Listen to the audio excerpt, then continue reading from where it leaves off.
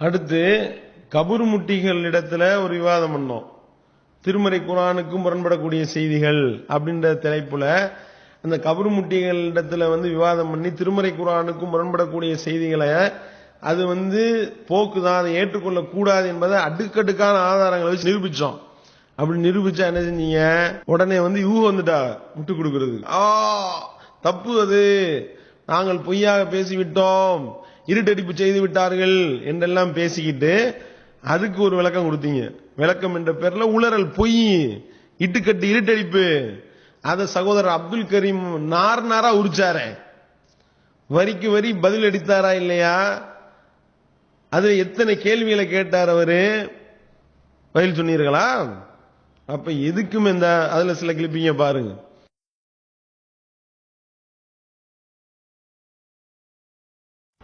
அடுத்து சகோதரர்களே, அவர் சொல்றாரு சரியான செய்திக்கு 5 நிபந்தனை இருக்கு. ஒரு ஹதீஸ 5 நிபந்தனைகள் பொருந்தி விடுமையானால் அதுக்கு மேல் கொண்டு அதை பத்தி பேசவே கூடாது. அதுல ஏதாவது இட்டுக்கட்டப்பட்ட செய்தி என்ற அளவீட்டை கொண்டு வரக்கூடாது. நம்ம சொன்னோம் இல்லையா, விவாதத்துல ஹதீஸ் கலையில் இருப்பதாகவும் அறிஞர்கள் மேற்கோள் காட்டியதாகவும் சொன்னோம். என்ன சொன்னோம்? குர்ஆனுக்கு முரணா வந்துச்சுன்னா அது இட்டுக்கட்டப்பட்ட செய்தி என்றுதான் ஹதீஸ் கலையில சொல்லப்பட்டிருக்கு, அறிஞர்கள் சொல்லி இருக்கிறாங்க அப்படிங்கிற கருத்தை முன் வச்சோம். அதுக்கு அப்பாஸ் அலி அவர்கள் பதில் சொல்றாரு, இல்ல இல்ல, அது பலவீனமான ஹதீஸ்களுக்கு மட்டும்தான். சரியான செய்திக்கு ஒரு 5 நிபந்தனைகள் ஹதீஸ் கலையில சொல்லப்பட்டிருக்கு. அந்த 5 நிபந்தனைகள் பொருந்தி போகாத செய்திகளுக்கு தான் அதுவே தவிர 5 நிபந்தனைகள் பொருந்தி போன சரியான செய்தியில இந்த அளவை இட்டுக்கட்டப்பட்ட செய்தியை கண்டுபிடிப்பதற்கான அளவுகளை எல்லாம் கொண்டு வரக்கூடாது. குர்ஆனுக்கு முரணா இருந்தால் அது பலவீனம், அது இட்டுக்கட்டப்பட்டதுன்னு சொல்வதா இருந்தால் அது பலவீனமான ஹதீஸ்களை தான் பொருத்தி பார்க்கணும், 5 நிபந்தனைகள் சரியா உள்ள ஹதீஸ்ல பொருத்தி பார்க்க கூடாதுங்கிறார். இட்டுக்கட்டப்பட்ட ஹதீஸினுடைய அடையாளம் அது குர்ஆனுக்கு மாற்றமா இருக்கும்னு இப்னு ஹஜர் சொன்னாங்களே, அதனுடைய விளக்கம் என்ன நீங்க தெரிஞ்சுக்கிறோம். அவங்க இத சஹீஹான ஹதீஸ்க்கு அவங்க பொருத்தவே இல்லை. இட்டுக்கட்டப்பட்ட ஹதீஸ்ங்கிற பேச்சே எதுல வரும் தெரியுமா? இந்த 5 நிபந்தனைகளும் அடங்கிய ஹதீஸ்ல இட்டுக்கட்டப்பட்டதை பத்தி பேசவே மாட்டாங்க. ஏன்னா சஹீங்கிற தனி வகையா போயிருது. ஒரு அடிப்படை 5 நிபந்தனைகள் பற்றியான போதிய அறிவுக்கு கூட இவட்ட இல்ல, அப்படிதான் சொல்லணும். ஏன் அப்படி சொல்றோம்? 5 நிபந்தனைகள் என்னென்ன சொல்லியிருக்கிறாங்க. ஒரு ஹதீஸ் அது சரியானது என்கிற தரத்தை அடைவதற்குரிய நிபந்தனையாக 5 நிபந்தனைகள் 5 நிபந்தனை சொல்லி அதை பிடிச்சி தொங்கிட்டு இருக்கிறார்ல, அந்த 5 நிபந்தனைகள்ல நாங்க சொல்லக்கூடிய கொள்கை இல்லையா? நாங்கள் எதை இட்டுக்கட்டப்பட்ட செய்தி என்று சொல்கிறோமோ, நாங்கள் எதை குர்ஆனுக்கு முரண் என்று இந்த செய்தி நபிகள் நாயகத்திற்கும் சம்பந்தம் இல்லை, இது குர்ஆனுக்கு முரணா இருக்குன்னு ஏற்றுக்கொள்ள மறுக்கிறோமோ, அதுவும் 5 நிபந்தனைக்கு உட்பட்ட விதத்துல தான் அது மறுக்கப்படுகிறது. எப்படி 5 நிபந்தனைகளுக்கு உட்பட்ட விதத்தில் மறுக்கப்படுகிறது? அறிஞர்கள் 5 நிபந்தனைகள்ல ஒரு நிபந்தனையாக, சரியான செய்தி என்று சொல்வதற்குரிய 5 நிபந்தனைகளில் ஒரு நிபந்தனையாக ஷாதாக இருக்கக்கூடாது அப்படின்னு சொல்றாங்க. ஷாதுனா என்னன்னா, 4 பேர் ஒரு செய்தியை ஒரு விதமா அறிவித்திருக்க அதுக்கு மாத்தமா ஒருத்தர் அறிவிச்சாருன்னு சொன்னா அந்த ஒருவருடைய அறிவிப்பு ஷாது. இதுதான் ஹதீஸ் கலையில ஷாதாக இருக்கக்கூடாதுன்னு சொல்லுவாங்க. 4 பேர் ஒரு விதமா சொல்றாங்க, அதுக்கு மாத்தமா ஒருத்தர் அந்த 4 பேர் என்ன கருத்தை எப்படி சொன்னாங்களோ அதுக்கு மாத்தமான வாசகத்துல ஒருத்தர் சொல்லியிருந்தாருன்னா அது ஷாது. அதனால இவருடைய அறிவிப்பை பலவீனமானதுன்னு ஏற்றுக்கொள்ள மாட்டாங்க, 4 பேருடைய அறிவிப்பை சரி என்று ஏற்றுக்கொள்வார்கள். இப்ப அறிஞர்கள் சஹீஹுடைய நிபந்தனைகள்ல ஒன்றாக 5 நிபந்தனைகள்ல ஒன்றாக ஷாதுன்னு எதை சொல்றாங்களோ இந்த விளக்கத்திற்குள்ளாக குர்ஆனுக்கு முரண்படுதல் என்பதை அந்த அறிஞர்கள் சொல்லாவிட்டாலும், நேரடி வார்த்தையாக இதை குறிப்பிடாவிட்டாலும் தரீக்கில் அவுலா இதுல பொருந்தி போகுதா இல்லையா? ஏன் 4 பேருக்கு மாத்தமா ஒருத்தர் சொல்லக்கூடிய அறிவிப்பை ஏற்றுக்கொள்ளக்கூடாது அப்படின்னு சொன்னா, அதுவும் ஹதீசுகள்லயே 4 பேர் ஒரு ஹதீஸை ஒரு விதமாக அறிவித்திருக்க ஒருவர் அதே செய்தியை வேறு விதமாக சொல்லும் போது அதை ஏற்றுக்கொள்ளக்கூடாதுன்னு சொன்னா குர்ஆனுக்கு இந்த அளவுகள் பொருந்தாதா? குர்ஆன் என்பது எண்ண முடியாத அறிவிப்பாளர்களால் தலைமுறையால் நமக்கு கொண்டு வந்து சேர்ப்பிக்கப்பட்டிருக்கு.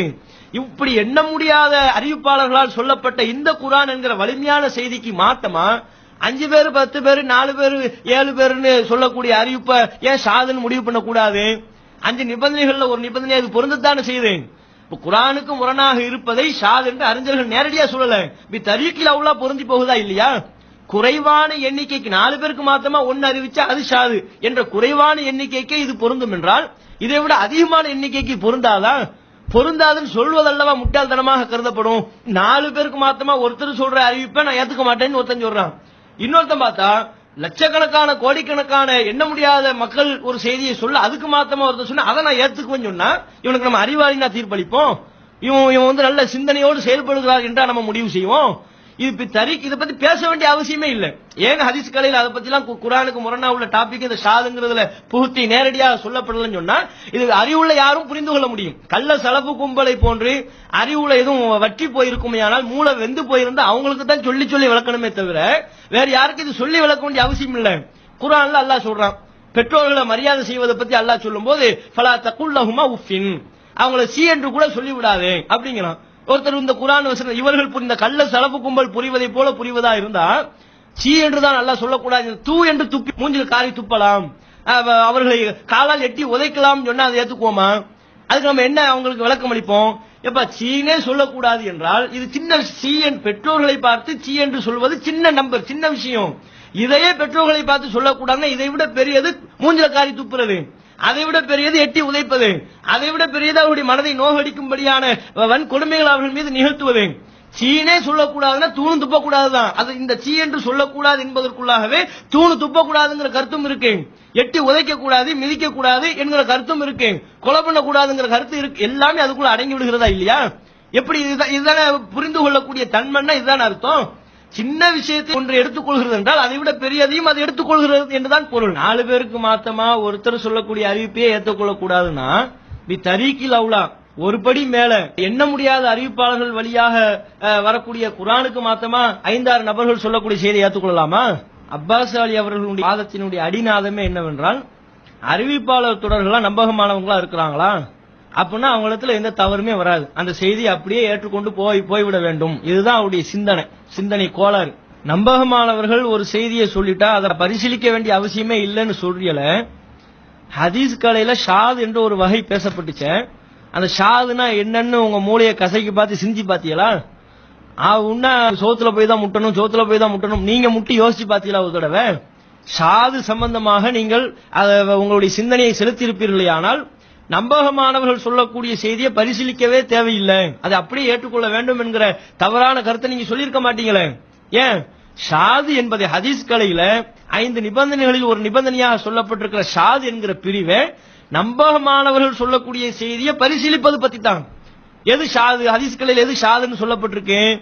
அதிகமான எண்ணிக்கையில உள்ளவங்களுக்கு மாத்தமா குறைவான நம்பர்ல உள்ளவங்க சொன்னா அது ஷாதுன்னு சொல்லப்பட்டிருக்கு. அதே போல தன்னை விட மிக நம்பகமானவர் சொல்லக்கூடிய செய்திக்கு மாத்தமா ஒரு நம்பகமானவர் சொல்லக்கூடிய செய்தி அதுவும் ஷாது. அதான் நம்பகத்தன்மையில ஒருத்தர் 100 மார்க் எடுத்திருக்கிறாரு, இவர் 95 மார்க் அப்படின்னு சொன்னா இந்த 100 மார்க் எடுத்தவருக்கு மாத்தமா 95 மார்க் எடுத்தவர் சொல்லக்கூடிய செய்தி இருக்கா இல்ல, இது ஷாது அப்படின்னு சொல்லப்படுது. அதே போல சில இடங்கள்ல 2 பேருமே நம்பகத்தன்மையில சமமா தான் இருப்பாங்க. நம்பர்ல கூட 4 பேர் ஒரு செய்தியை அறிவித்திருக்க அதுக்கு மாத்தமா இந்த ஒரு நபர் ஒரு செய்தியை அறிவித்திருப்பாரே, ஆனால் இது ஷாது. அப்ப நம்பர்ல அடிப்படையில ஷாது என்று சொல்லும் போது நம்பகத்தன்மையில 2 பேருமே சமபலத்தில் இருக்கிறாங்க. மார்க் அடிப்படையில் பார்க்கும்போது இன்னொரு வகையில் குறிப்பிடக்கூடிய ஷாது என்று சொல்லும் போது தன்னை விட மிக நம்பகமானவர்களுக்கு மாத்தமா நம்பகமானவர்கள் சொல்லக்கூடிய செய்தி, இதெல்லாம் ஷாதுங்கிறாங்க. இந்த ஷாதுங்கிற டோட்டல் வகையை எதை பத்தி பேசுது? இந்த செய்தியை ஏற்றுக்கொள்ளக் கூடாது மறுக்க வேண்டும் என்று சொல்கிறார்கள் என்றால் என்ன காரணம்? இவங்க நம்பகமானவர்கள் தானே. நம்பகமானவர்கள் அறிவிக்கிற அறிவிப்பதான பரிசீலனைக்கு உட்படுத்தி இல்ல இவர் தன்னை விட மிக நம்பகமானவர்களுக்கு மாத்தமா அறிவிச்சிருக்கிறதுனால இந்த நேரத்தில் மட்டும் இவருடைய அறிவிப்பை ஏற்றுக்கொள்ளக் கூடாது அப்படின்னு சொல்லப்படுது. அதிகமான எண்ணிக்கையில உள்ளவங்களுக்கு மாத்தமா இவர் அறிவிக்கிறதுனால இந்த இடத்தில் இவருடைய அறிவிப்பை ஏற்றுக்கொள்ளப்படாதுன்னு சொல்றாரு. அப்ப ஷாது பத்தி நீங்கள் சரியாக சிந்தித்திருப்பீர்களே, ஆனால் நம்பகமானவர்கள் என்று வந்துவிட்டாலே போதும், அதை பரிசீலனை பண்ண வேண்டிய தேவையே இல்லை, கண்ணை மூடிக்கொண்டு அப்படியே ஏற்றுக்கொள்ள வேண்டும் என்கிற இந்த குருட்டுத்தனமான சிந்தனை உங்களுடைய உள்ளத்துல தோண்டி இருக்காது. சரி, நீங்களும் ஷாதை ஏத்துக்கிறீங்களா? இல்ல, ஏத்துக்கிறீங்க. அப்போ நம்பகமானவர்கள் சொல்லிட்டா கண்ணை மூடி ஏத்துக்கணும் என்று சொல்லக்கூடிய ஹதீஸ்களில் இல்லாத ஒரு புது விதியை உருவாக்கி சொல்லக்கூடிய நீங்க ஷாதை எப்படி ஏத்துக்கிட்டீங்க? எந்த அடிப்படையில் ஷாது வகையிலான ஹதீசுகளை எல்லாம் நீங்க எப்படி தரம் பிரிக்கிறீங்க? நீங்க தான் நம்பகமானவர்களை இடப்படவே கூடாதுன்னு சொல்லிட்டீங்க, அவங்களை எல்லாம் தரம் பார்க்கவே கூடாது. நம்பகமானவர்கள் சர்டிபிகேட் கொடுத்துட்டாங்களா அப்படியே ஆமன்னா செல்லம்னான்னு சொல்லக்கூடிய கொள்கையில் இருக்கிற நீங்க எப்படி நம்பகமானவர்களை வைத்து தரம் பிரிக்கிற அவர்களை பரிசீலனை பண்ணக்கூடிய ஷாதுங்கிற வகையிலான ஹதீஸை நீங்க எப்படி ஏற்றுக்கொண்டீர்கள்? இதற்கு நீங்கள் பதிலளிக்க கடமைப்பட்டிருக்கிறீர்கள். அப்ப இவ்வளவு கேள்விகளை கேட்டு இத்தனை கேள்விகள் கேட்டது மார்க்க அடிப்படையில் திருமறை குர்ஆன்ல விளையாண்டு இருக்கீங்க. நபிகள் நாயகம் ஸல்லல்லாஹு அலைஹி வஸல்லம் அவர்கள் சொல்லாததை சொன்னதா சொல்லி இருக்கின்றீர்கள். ரசூல் ஸல்லல்லாஹு அலைஹி வஸல்லம் அவர்கள் சொன்னதற்கு பொய்யான விளக்கம் சொல்லி இருக்கின்றீர்கள். நபி தோழியர்களை அவர்கள் ஒழுக்கக்கேடானவர்கள் என்று சொல்லி கேவலப்படுத்தி இருக்கின்றீர்கள். திருமறை குர்ஆனை உங்க இஷ்டத்துக்கு வளைத்து இருக்கின்றீர்கள். தௌஹீத் ஜமாத்தை கேவலப்படுத்த வேண்டும் என்பதற்காக திருமறை குர்ஆனுடைய வசனங்களுக்கு உங்க இஷ்டத்துக்கு விளக்கம் சொல்லி இருக்கின்றீர்கள். நபிகள் நாயகம் ஸல்லல்லாஹு அலைஹி வஸல்லம் அவர்கள் சொன்ன செய்திகளை உங்களுக்கு தோதா வளைத்திருக்கின்றீர்கள். அப்ப இவ்வளவு நயவஞ்சகத்தனத்தையும் மார்க்கத்தின் பெயரால செய்துவிட்டு, மார்க்கத்தோட விளையாடி விட்டு, அல்லாஹ் மேல இட்டு கட்டி விட்டு பேச்ச பாருங்களேன். இது எல்லாத்துக்கும் பதில் வந்துச்சா? பதில் அளிக்கல.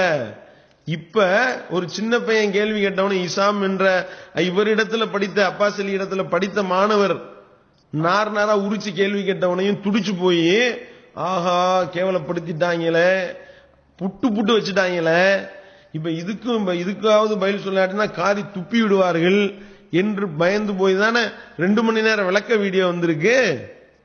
நீங்க சரியான ஆளா இருந்தா என்ன செய்திருக்க வேண்டும்? பாரதூரமா உங்கள் மீது வைக்க குற்றச்சாட்டுகள், திருமறை குர்ஆனுக்கு தப்பான அர்த்தம் வச்சிருக்கீங்க, இருட்டடிப்பு பண்ணிருக்கீங்க, அல்லாஹ்வுடைய தூதருடைய மனைவியை கேவலப்படுத்திருக்கீங்க, நபி தோழர்களை கேவலப்படுத்திருக்கீங்க, நபி தோழர்கள் தங்களுடைய சுயமா சொன்னதை அல்லாஹ்வுடைய தூதர் சொன்னதாக இட்டுக்கட்டி இருக்கின்றீர்கள் என்று இவ்வளவு விஷயத்தையும் பாரதூரமான கேள்விகளை கேட்டும் அதுக்கு பதிலளிக்க திராணி இல்ல, வக்கு இல்ல, வகை இல்ல. இப்ப வந்துகிட்டு இசாம் அவர்கள் மாணவர் பதில் சொன்ன உடனே ஆடி போய் இப்ப வந்துகிட்டு விளக்கம் என்ற பேர்ல உளறி இருக்கின்றீர்களே. இந்த பழைய பாக்கிய உண்மையாளரா இருந்தா, உண்மையிலேயே இந்த அப்பாஸ் அலி என்பவர் தன்னுடைய கொள்கையில உண்மையாளராக இருந்தால், திராணி இருந்தால், தான் கொண்ட கொள்கைதான் உண்மை என்பதுல அவர் தைரியசாலியாக இருந்தால், இப்ப கேட்ட கேள்விகள் எல்லாத்துக்கும் பதில் சொல்ல வேண்டும். அப்படி பதில் சொன்னாலேயே அவர் எப்படிப்பட்ட பொய்யர் நயவஞ்சகர் என்பது கன்ஃபார்ம் ஆகிவிடும். இதெல்லாம் கொள்கை ரீதியாக கேட்கப்பட்ட கேள்வி. இது எதுக்காவது பதில் வந்துச்சா? இன்னமும் சொல்றேன், வராது. எழுதி வைத்துக் கொள்ளுங்கள், குறித்து வைத்துக் கொள்ளுங்கள். பதில் சொல்ல மாட்டாரு. ஏன் சொன்னா கேவலப்படுவார். அப்ப இந்த மாதிரி கொள்கையில குழப்பத்தை ஏற்படுத்தக்கூடிய விதத்துல என்னென்னலாம் பொய்யா நீங்க பேசினீங்களோ, என்னென்னலாம் திருமறை குர்ஆன்ல இல்லாத இட்டுக்கட்டுனீங்களோ, மார்க்கத்துக்கு விளக்கம் சொல்ற பேர்ல மனோ இச்சைப்படி என்னென்னலாம் விளக்கம் சொன்னீர்களோ எல்லாத்தையும் உரி என்று உரித்திருக்கின்றோம். ஜித்தால போய் உளறினீர்கள், ஜித்தாலேயே பதில் கொடுத்தோம். அதிரா மன்னத்துல உளர்னீங்க, அதிரா மன்னத்துல அப்பாஸ் அலியின் உடலருக்கு பதிலடி என்ற பெயர்ல அங்கே அதிரா மன்னத்துல பதிலளித்தோம். அதே மாதிரி பூந்தமல்லியில போய் உளர்னீங்க, பூந்தமல்லியில அசத்தியவாதிகளுடைய அவதூறுகள் என்ற தலைப்புல அங்கே பதிலடி கொடுத்தோம். அதுக்கு பதிலளிக்கலாம். மதுரையில சொன்னீங்க, மதுரையில உளர்னீங்க ஜாக்கினுடைய மர்கஸ்ல, அங்கே அப்பாஸ் அலியின் கேள்விகளுக்கு உளறல்களுக்கு அப்பாஸ் அலியின் பதிலடி என்ற தலைப்புல 3 மணி நேரம் விளக்கம் கொடுத்தோம்.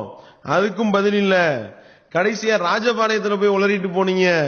அதே ராஜபாளையத்திலேயே கூட்டத்தை போட்டு அங்கே ஏகத்துவத்திற்கு எதிரான வாதங்களும் அதற்குண்டான பதில்களும் என்ற தலைப்புல பதிலடி கொடுத்தோம்.